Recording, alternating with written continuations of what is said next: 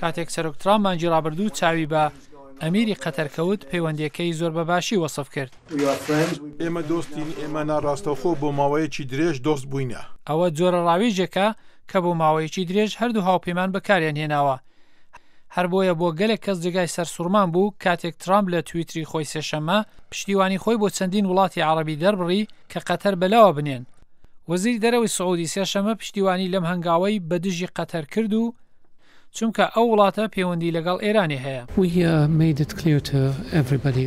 ئێمە بۆ هەر کەسێکمان ڕوون کردووەتەوە کە ئێران هێزێک بۆ ناسەقامگیریە، ئێران هێزێک بۆ ئاژاوەنانەوەیە، ئێران هێزێک بۆ مەرگ و وێرانیە و ڕێبازەکانی تەشەنەی بە فیرقەگەرایی لە خۆرهەڵاتی ناوەڕاست داوە کە دەیەوێت وەک خۆیان دەڵێن ئیمپراتوری فارس نوێکەنەوە کە بەسەر وڵاتان لە خۆرهەڵاتی ناوەڕاستدا زاڵ بن و بەرفراوانی بکەن و ئەو ڕێوازانەش پەسەند ناکرێن.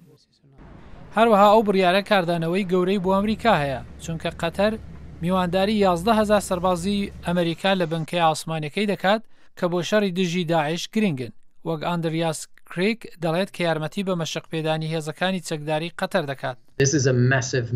ئەمە بنکەیەکی گەورەی لەشکریە، گەورەترین بنکەی لەشکری ئەمریکا لە خۆرهەڵاتی ناوەڕاستدا. زۆربەی کردارەکانی ئاسمانی لە ئەفغانستان، عێراق، یەمەن، سووریا لێرەوە ڕادەست پێ دەکات و ژوورەکانی ڕاپەڕاندن ئێژگار گرنگن. کریک بۆی پرسیارە داخۆ ئەمریکا بەڕاستی یارمەتی بۆ هەو ئاهەنگی ئەو پلانەی کرد کە قەتەر دوور بخرێتەوە وەک ترامپ باسی دەکات. هەروەها پرسیار هەنە کە داخوا بەشەکانی ئاسایشی نیشتمانی پشتیوانی لە ڕاوێژی توندی سەرۆک ترامپ لەسەر قەتەر دەکەن. بەتەواوی ڕوونیە کە داخوا ئەمە لەلایەن وەزیری بەرگەری، وەزیری دەرەوە و ڕاوەشکاری ئاسایشی نیشتمانی پشتیوانی لێ دەکرێت.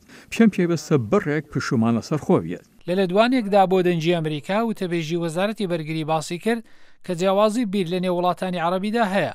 بەڵام کوتی ئەمریکا بە پشتیوانی ئەو وڵاتانە بۆ بوونی لەشکری ئەمریکا گەلێک سپاسگوزار بووە. وەزارەتی دەرەوە پشتیوانی لەو لێدوانانە دەکات و دەڵێت قەتەر لە سەرکوتکردنی سەرچاوەکانی دارایی بۆ گروپەکانی تیرۆریستی پێشکەوتنی دەستکەوتووە، بەڵام گوتیشی پێشکەوتنی زیاتر پێویستە.